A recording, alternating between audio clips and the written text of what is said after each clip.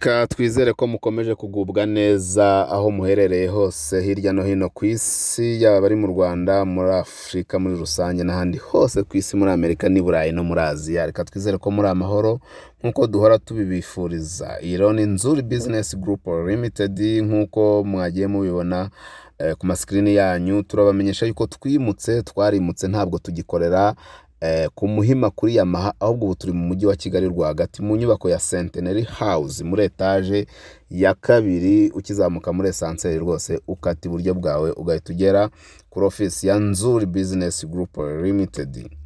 Yes, nk'uko rero mubimenyereye tuba tubagezaho imitungo itimukanwa, yaba igurishwa cyangwa se ikodeshwa, amazu, ibibanza, amasambu n'ibindi bijyanye n'iyo mitungo nyine itimukanwa nk'uko rero muri kubibona.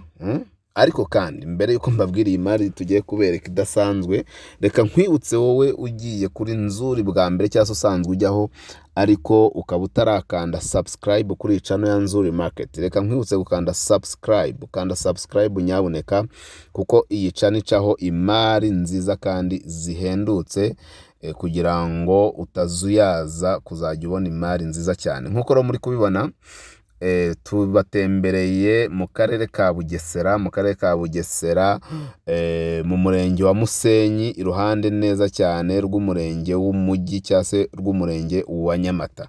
Tukaba rero tugiye kuhabereka isambu nziza cyane yo guhingamo igurishwa. Iyi sambu ikaba ari isambu nziza iri hafi cyane, ni ukuvuga ngo iyi sambu iri mu birometero 9 byonyine uvuye mu mujyi wa Nyamata hagati, cyangwa se uvuye ahubatse akarere ka Bugesera cyangwa stade cyangwa La Paris Hotel cyangwa do mu mujyi wa Nyamata. Iyo uhagurutse mu mujyi neza kugira ngo ugere kuri iyi sambu ukoresha ibirometero 9, hari urugendo rw'ibirometero 9. Iyi sambu rero ikaba ari isambu nini cyane kubera ko ifite hegitari 8 zose, ni hegitari 8 zose. Akarusho kayo ikaba iri hafi y'ibiro by'umurenge uwo nguwo nyine nabwiye wa Musenyi. Si ibyo gusa kandi, kuko iyi sambu ikora ku mihanda ibiri, ni ukuvuga ngo hari umuhanda uri principal uri ku mutwe wayo, hakaba n'undi muhanda uca munsi yayo, ni ukuvuga ngo iri hagati y'imihanda ibiri.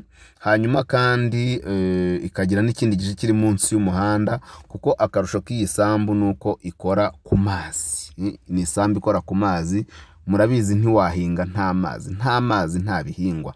Iyi sambu rero ikora ku mazi, ikora ku gishanga, bivuze ngo imyaka wahahinga iyo ari yo yose ni ahantu hera, ni ahantu hakwera cyane, kubera yuko nta kibazo cyo kuma wazigera ugira, kuko wajya wuhira ukoresheje amazi y'igishanga adakama.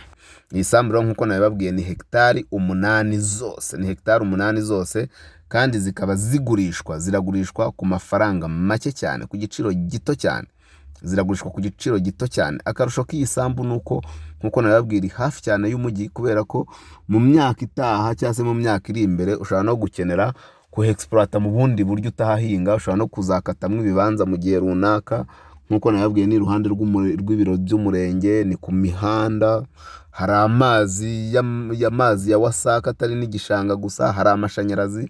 Ni ahantu hateye imbere kandi hari ibikorwa remezo. Iyi sambu rero nk'uko nabibabwiye ikaba iri mu karere ka Bugesera, hafi y'umurenge wa Nyamata, mu murenge witwa Musenyi, mu birometero 9 gusa uvuye mu mujyi wa Nyamata. Ikaba igurishwa amafaranga make. Ndaje mbabwira igiciro cyayo nyuma yuko mubona Finest View Park. Finest View Park. Nyabuneka ntugacikwe, cyangwa se ntukareke kwifata neza. Ugera muri Finest View Park, ni ahantu hamwe rukumbi ushobora gusohokera, aho uba witegeye umujyi wa Kigali wose nk'uko muri kubibona. Ariko kandi si ukuhasohokera gusa, kuko ushobora no kuhategurira ibirori byawe, ubukwe, anniversaire, bride shower n'ibindi za defense mu murenge. Ni ahantu ushobora gutegura ibirori ibyo ari byo byose, kuko ni mu mujyi hagati. Ni hano i Gikondo rwose, ukase munsi yo kwa Rujugiro, ugatambika gatoya, ahantu rwose ku ishyamba ahantu heza cyane bawitegeye umujyi wa Kigali wose. Si jaride rero gusa yaberamo ibirori, hari na bare nziza, hari ibyumba byiza n'amapartema, ndetse bakagira na camping tente, twa dutente batera hanze rwose umuntu akaba yajyamo akiryamira.